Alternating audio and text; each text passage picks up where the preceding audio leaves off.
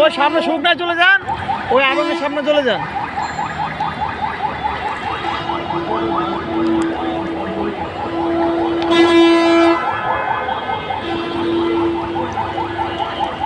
ডান পাশে চাপেন আপনি, পানি কম ডান পাশে।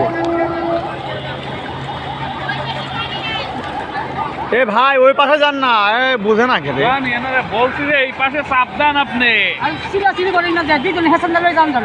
তাহলে আস্তে আস্তে যান, আস্তে আস্তে যান, আপনি আস্তে আস্তে রিল্যাক্স শান্তিতে যান ভাই।